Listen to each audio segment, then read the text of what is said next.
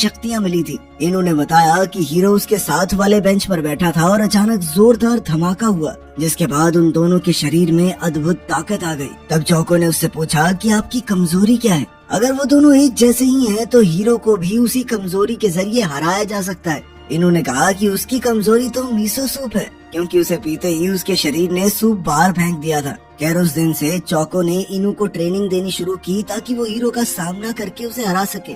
सबसे पहले उसने इनू को अपनी उंगलियों से एक कॉफी कैन पर गोली चलाने को कहा। कुछ कोशिशों के बाद वो कामयाब हुआ और फिर उसने थक कर पानी पिया और अचानक उसके शरीर ने सारा पानी बाहर फेंक दिया। तब चौको ने बोतल का लेबल पढ़ा कि इस पानी को खिलाड़ी पीते हैं, क्योंकि इसमें इलेक्ट्रोलाइट्स बढ़ाने वाले सॉल्ट्स मौजूद थे। तब चौको को एहसास हुआ कि मीसो सूप में भी नमक होता है, यानी कि इनू का शरीर सोडियम नहीं पचा सकता। इसके कुछ दिन बाद हीरो अपनी माँ के साथ डॉक्टर के पास गया तो डॉक्टर ने उन्हें बताया कि मानो किसी चमत्कार से उनकी माँ के शरीर के सारे कैंसर सेल्स पूरी तरह गायब हो चुके हैं और अब वो बिल्कुल तंदुरुस्त हैं। ये सुनकर वो दोनों बेहद खुश हुए, पर बाद में जब वो घर लौट रहे थे तो रास्ते में कुछ पुलिस वालों ने हीरो को रोक लिया, क्योंकि वो उस परिवार की हत्या के केस में उससे पूछताछ करना चाहते थे। अब गिरफ्तार होने के डर से हीरो वहाँ से भाग निकला तो पुलिस उसके पीछे पड़ गई। इसी दौरान वो 3 एजेंट्स को गोली मारकर फरार हो गया। कुछ ही घंटों में हीरो के भागने की खबर टीवी पर फैल गई। फिर अगले दिन शीन स्कूल से घर लौट रही थी तो उसे हीरो दिखाई दिया,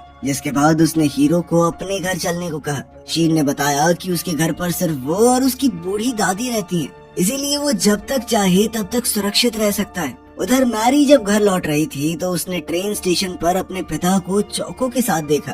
जब मैरी ने चौको से इसके बारे में पूछा कि वो लोग कब मिले, तो चौको ने झूठ कह दिया कि हम दोनों तो फ्री फायर खेलते हुए मिले हैं। वहीं दूसरी ओर हीरो ने टीवी पर देखा कि जब से वो भागा था तब से मीडिया उसकी माँ के पीछे हाथ धोकर पड़ गई थी। सैकड़ों रिपोर्टर्स उसकी माँ को घेर कर उन पर बेबुनियाद इल्जाम लगाते और उनके बेटे के जुर्म का जिम्मेदार उन्हें ठहराते थे। बाद में हीरो को पता चला कि उसकी माँ इस सब का बोझ झेल नहीं पाई और उनकी मौत हो गई। हीरो ने इंटरनेट पर एक चैट पढ़ी जिसमें लोग इस केस के बारे में बातचीत कर रहे थे। उसमें एक जवान लड़के ने लिखा कि उसने ही रिपोर्टर्स को हीरो की माँ के घर का पता दिया था। इस पर कई लोगों ने उस लड़के को शाबाशी दी। अब हीरो ने गुस्से में उस लड़के को वीडियो कॉल की और उसे देखते ही वो लड़का काफी खुश हो गया, क्योंकि सारी दुनिया हीरो को ही तो खोज रही है। मगर अचानक हीरो ने स्क्रीन की तरफ उंगली करके उस लड़के पर गोली चला दी। वो लड़का हीरो से रहम की भीख मांगता रहा, मगर हीरो तब तक नहीं रुका जब तक उस लड़के की जान नहीं चली गई। इसके बाद उसने वहाँ चैट करने वाले सभी लोगों का यही हश्र किया जो इस लड़के को शाबाशी दे रहे थे।